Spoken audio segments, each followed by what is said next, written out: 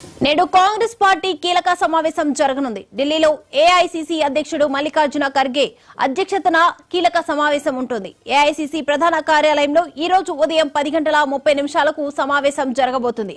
అతి త్వరలోనే తెలంగాణతో సహా 8 రాష్ట్రాలకు కొత్త పీసీసీ అధ్యక్షుల నియామకంతో పాటు ఏఐసీసీ ప్రక్షాళన చేయనుంది.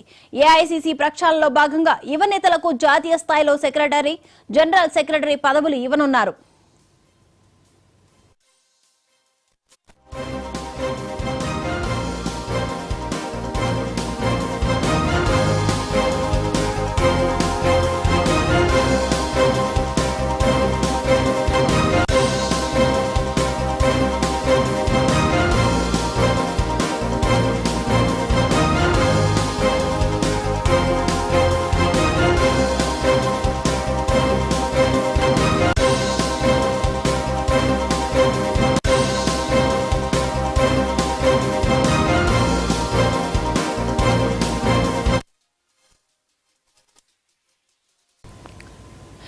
ఈ రోజు అన్ని రాష్ట్రాల పీసీసీ అధ్యక్షులు, రాష్ట్రాల ఇన్ఛార్జీల ఏఐసీసీ జనరల్ సెక్రటరీతో విస్తృత సమావేశం ఉండనుంది.